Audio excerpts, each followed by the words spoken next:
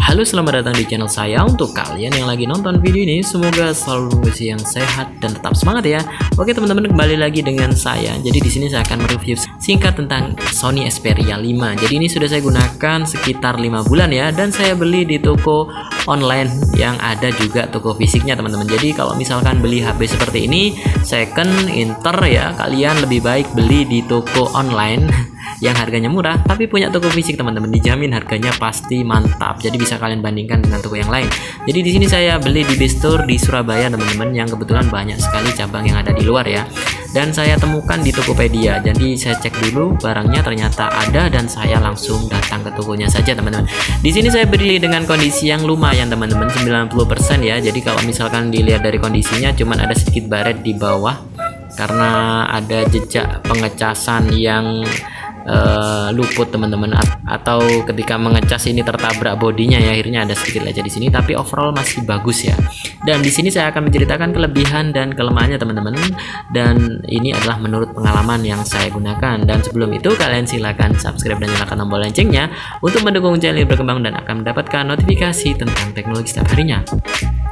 Oke teman-teman, kita mulai saja. Jadi yang pertama teman-teman, kelebihannya ya. Jadi kameranya ini teman-teman bisa kita gunakan untuk beberapa mode yang berbeda. Jadi kalau misalkan kita miringkan seperti ini, misalkan saya lihat dari saya arahkan ke sini, dia akan membentuk sebuah mode makro teman-teman. Setelah itu ke layar seperti ini, dia bisa mode sport, bidikan halus ketika melihat wajah dan sebagainya. Artinya ini adalah proses auto dan mode yang bisa diberikan untuk preset kita pada saat kita mengambil gambar. Ini membantu kita teman-teman supaya gambar yang dihasilkan lebih maksimal ya.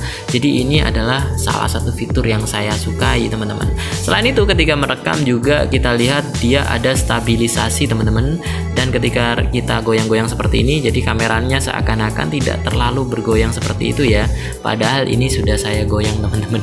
Jadi intinya sih ada stabilisasi yang juga menunjang. Di sini yang namanya adalah optical image stabilization. Jadi di sini semua kameranya ini sudah support teman-teman. Setelah itu LCD-nya jernih karena sudah menggunakan OLED, jadi nyaman digunakan siang dan malam. Lalu performanya juga ngebut karena menggunakan Snapdragon 855 teman-teman, dan RAM-nya sudah 6GB. Dan kita perlu tahu bahwa ada sebuah fitur yang menurut saya cukup membantu teman-teman, yaitu fitur perawatan baterai. Jadi di sini dia akan mendeteksi ketika malam hari kita biasa menggunakan HP ini untuk mengecas lebih lama, dan dia akan memperlambat chargingnya sehingga baterai kita ini tidak terlalu banyak terkikis teman-teman, atau overcharge ya. Jadi di sini misalkan saya cas jam 9, ternyata selesainya jam 3. Jadi kalau misalkan ini kita tunggu sebenarnya sangat lama teman-teman, dan kita bisa mematikan pengaturan ini kalau misalkan kita sedang terburu, tapi kita bisa menggunakan mode otomatis perawatan baterai ketika kita sedang tidak dalam buru-buru menggunakan HP-nya teman-teman. Nah itu teman-teman kekurangannya ya. Jadi pasti di balik kelebihan itu ada kekurangan juga. Jadi yang pertama yang saya alami selama 5 bulan, ternyata emailnya keblokir teman-teman, tapi ini sudah terdaftar Kemenperin ya. Jadi solusinya adalah kita harus melakukan report ya, report ke sellernya. Di sini saya melakukan report teman-teman, dan lumayan ternyata selama report ini berjalan 3 minggu baru ini bisa terbuka teman-teman. Jadi kalau misalkan dia di sellernya bilang paling lama 1 bulan kakak, oke, kita tunggu, dan ternyata alhamdulillah sellernya tanggung jawab dan sinyal kembali terbuka teman-teman. Jadi ini adalah proses riset teman-teman, dan kebetulan bukan saya saja yang waktu itu mengalami ini, kakak saya juga, dan ada teman-teman yang lain yang menggunakan Xperia juga sama teman-teman ya. Jadi kita tunggu, dan jangan lupa kita matikan mode pesawat, kita nyalakan dan sampai sinyal itu keluar. Oke teman-teman, yang selanjutnya adalah kamera limit pada 60 fps, dan ini sepertinya menjadi alasan utama orang Jepang meninggalkan HP ini. Jadi kalau misalkan merekam setengah jam itu sudah KO teman-teman. Jadi orang ini kadang buat apa ini ya?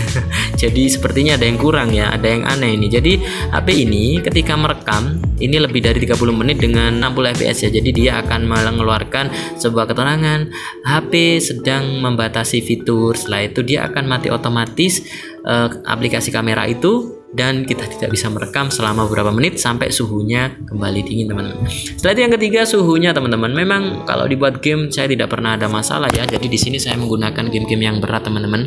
Jadi ada eFootball, setelah itu ada Unite ya. Mungkin ada game yang lain tidak saya install karena saya tidak terlalu gaming teman-teman, dan saya tidak pernah punya kendala. Slide selanjutnya yaitu dimensinya yang tidak umum. Kalau saya sih suka ya, tapi banyak orang yang melihat HP saya ini sebagai HP kok seperti remote bang, karena ukurannya panjang seperti ini dan seperti remote TV teman-teman, atau remote AC yang agak tebel ya. Oke, selanjutnya adalah baterainya. Baterainya ini kebetulan dia hanya menggunakan 3000 mAh, dan ketika kita gunakan dalam kondisi second pastinya sudah berkurang berapa persen teman-teman. Jadi sini kapasitas yang saya dapatkan hanya 80% saja, dan ini adalah kekurangan dari HP tersebut. Mungkin itu teman-teman adalah pengalaman dari saya ketika saya menggunakan Sony Xperia 5 ini selama 5 bulan.